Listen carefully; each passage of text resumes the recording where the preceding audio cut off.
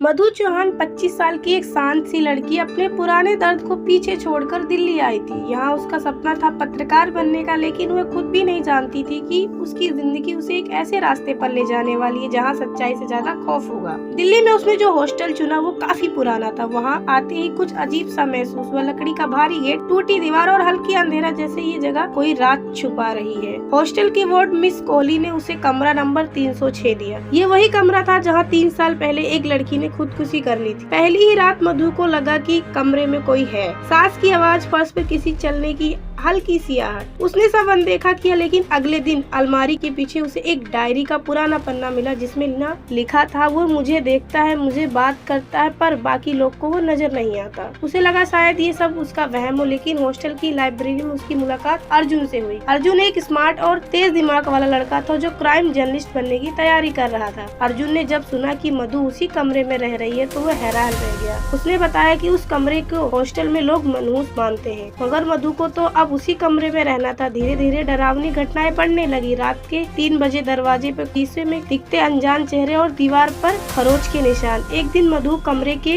नीचे एक तहखाना दिखा जिसमें जाने का रास्ता बंद था। दरवाजे पर लिखा था, जो सच जानना चाहता है वो बचता नहीं है। मधु ये सब अर्जुन को बताया और दोनों मिलकर उस तहखाने में गए।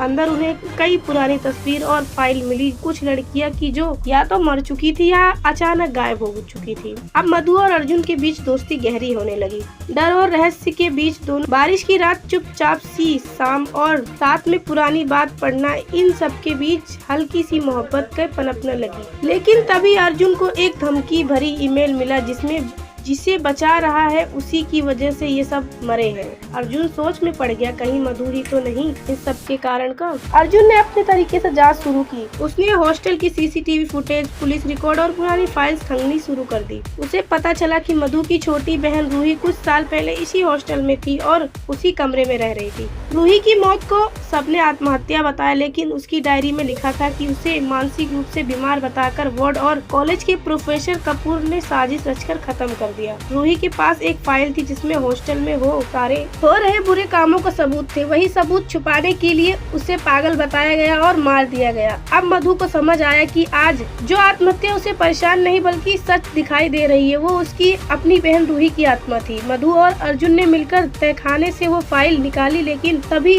वार्ड और प्रोफेसर ने उन्हें पकड़ लिया। दोनों को धमकी दी गई, अगर उन्हें मुंह खोला तो जान से जाएंगे। मधु ने हिम्मत नहीं हारी। उसने अर्जुन को फोन से लाइव वीडियो चालू कर दिया जिसमें हॉस्टल के बाकी लोग सब कुछ देख सके। इसी दौरान तहखाने में आग लग गई और लड़ाई शुरू हो गई। अर्जुन ने प्रोफेसर को रोका और मधु ने वार्ड को बेनकाब किया। आग के बीच से निकलते वक्त मधु को लगा कि कोई उसका हाथ पकड़ रहा है, शायद किसी आत्मा का। तभी एक आवाज आई, अब तू आजाद है दीदी, और रूही की आत्मा गायब हो गई। फाइल मीडिया तक पहुंची, हॉस्टल बंद कर दिया गया और दोषी पकड़े गए। आखिर सीन में मधु अपने कमरे की खिड़की से बाहर देख रही थी। अंधेरा अब भी था, बट अब उसे डर नहीं था। अर्जुन ने पूछा, अब आगे क्या? मधु ने मुस्कुराकर